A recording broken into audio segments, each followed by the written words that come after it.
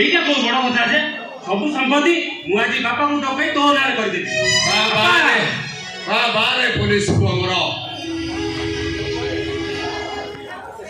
ମୁଁ ଯଦି ଜାଣିଥାନ୍ତି ପାଠ ପଢ଼େଇ ମଣିଷ କଲା ବେଳେ ତୁ ମୋତେ ଏଇ ଉପହାର ଦେବୁ ମୁଁ ତୋତେ ସେମିତି ପାଠ ପଢ଼େଇ ନଥାନ୍ତି। ଆଜି ମୋତେ ତୁ ଏଇ ଉପହାର ଦେଲୁ। ତୁ ମୋତେ କେତେ ବିଶ୍ୱାସ କରିକି ପାଠ ପଢ଼େଇଥିଲି ତୁ କ'ଣ ମୋତେ ଉପହାର ଦେଲୁ? ତାମାନେ ତମେ କ'ଣ କହିବାକୁ ଚାହୁଁଛ? ତମେ ମୋତେ ପାଠଶାଠ ପଢ଼େଇ ମଣିଷ କରିଛ ବୋଲି ବଡ଼ଦାଣ୍ଡରେ ଭିକାରୀ ସଜେଇ ଦେବ? ଯେତେ ଭାଇ ସେତେ କର, ଯେତେ ଭାଇ ସେତେ ମାଗ। ଏସବୁ କଥା ତମେ ତ ଜାଣିଛ, ପୁଣି ମୋତେ ଏସବୁ କହିବାର ମାନେଟା କ'ଣ? ବାପା ତମେ ତା କଥା ରାଜି ହେଇଯାଉନ କ'ଣ ପାଇଁ? ସେ ସମ୍ପତ୍ତି ଘର ବାଡ଼ି ସେ ଯଦି ଚାହୁଁଛି ତା ନାଁରେ କରିବା ପାଇଁ ତାହେଲେ ଆପଣ କରିଦିଅନ୍ତୁ। ଏଥିରେ ଆମର ଟିକେ ବି ଆପତ୍ତି ନାହିଁ।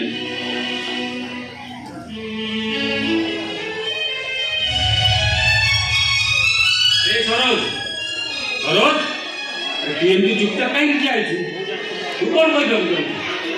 ତୁ କ'ଣ ମୋ କଥାରେ ଏକମତ ନୁହେଁ? ମୁଁ ବି ତମ କଥାରେ ଏକମତ ଭାଇ।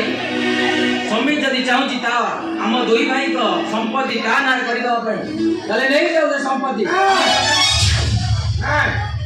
ଏ ସମ୍ପତ୍ତିରେ ତମମାନଙ୍କର କାହାର ଭାଗ ନାହିଁ, ଅଧିକାର ନାହିଁ। ଏ ସମ୍ପତ୍ତି ସବୁ ମୋର। ମୁଁ ତମ ପାଇଁ କାଣି କୋଉଠି ଦେବି, କାହାକୁ ଦେବି ନାହିଁ। ତମର କ'ଣ କରିବାର ଅଛି କର। ସେ କାଣି କୋଉଠି ବି ତମମାନଙ୍କୁ କାହାକୁ ଦେବି ନାହିଁ। ବାପା କ'ଣ ଏମିତି ଜିଦ୍ ଧରିଲେ କ'ଣ ଚଳିବ? ସେ ଯାହା କହୁଛି ତା କଥା ଆପଣ ମାନି ଯାଆନ୍ତୁ। ହଁ ବାପା ସେ ଯାହା କହୁଛି ତା କଥାରେ ଆପଣ ମାନି ଯାଆନ୍ତୁ।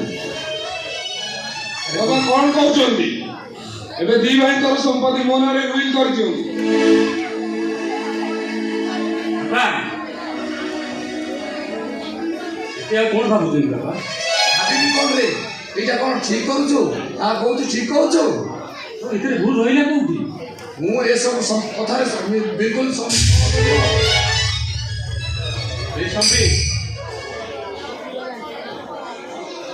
ତୁ ଯଦି ଚାହୁଁଛୁ ଯେ ଘର ବାଡ଼ି ସମ୍ପତ୍ତି ସବୁ ତୋ ନାଁରେ ହେଇଯାଉ ତାହେଲେ କିଛି ଦିନ ସମୟ ଦେ, ସବୁ ତୋ ନାଁରେ ଆମେ ୟୁଜ୍ କରିଦେବୁ। ବନ୍ଦ ସେ କାମ। ଆରେ ହେ ସମ୍ବିତ ତୋତେ ବାପା ମୁଣ୍ଡ ଝଳେ ତୁଣ୍ଡରେ ମରି ପାଠ ପଢ଼ି ମଣିଷ କଲେ, ଗୋଟେ ପୋଲିସ ଅଫିସର କଲେ। ଆରେ ଏ ଭଉଣୀ ତୋ ଭଉଣୀ ବାହାଘରେ ପଇସା ଖର୍ଚ୍ଚ କରିବୁ ତୁ, ଏଇଥିରେ ସମ୍ପତ୍ତି ବାଡ଼ିର ଉଠୁଛି କେଉଁଠୁ? ମୋର କିଛି ଆଉ ଶୁଣିବାର ନାହିଁ। ବାସ୍ ଗୋଟିଏ କଥା, ଯଦି ତମେ ମାନେ ଚାହୁଁଛ ଭଉଣୀର ବାହାଘର ହେଇଯାଉ ତେବେ ଦୁଇ ଜଣଙ୍କର ସମ୍ପତ୍ତି ମୋ ନାଁରେ ରୁଇଲ କରିଦିଅ। ତେବେ ମୁଁ ତୁମମାନଙ୍କ କଥାରେ ରାଜି ହେଇଛି। ଆରେ କିଛି ଦିନ ସମୟ ଦେ, ଦୁଇଟାର ଆଗେ ବାହାଘର ସରିଯାଉ, ତାପରେ ତୁ ଯାହା କହିବୁ ଆମେ ତୋ କଥାରେ ରାଜି ହେଇଯିବୁ। ତମେ ମାନେ କଥା ହେଇ ଜଣେଇ ଦିଅ, ମୁଁ ଆସୁଛି।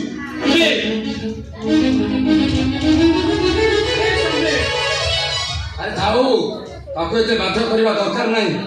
ଦେଖୁଛୁ ପରା ସେ କ'ଣ କହିଗଲା, ତାପରେ ବି ତୁ ତା ପଛରେ ବଢ଼ଉଛୁ। ତାମାନେ ହେ ଭଗବାନ,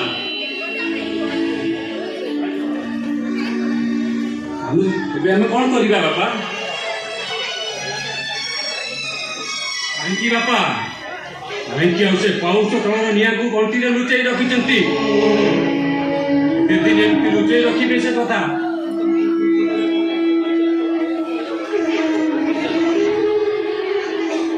ଏ ଘରୁ ଛାଡ଼ି ଚାଲିଗଲେ ଯଦି ମୋ ବାପାଙ୍କର ଖୁସି ଫେରି ଆସିବ, ଯଦି ମୋ ଭଉଣୀର ବାହାଘର ହେଇଯିବ, ତାହେଲେ ନିଶ୍ଚୟ ମୁଁ ଏ ଘର ଛାଡ଼ି ଚାଲିଯିବି।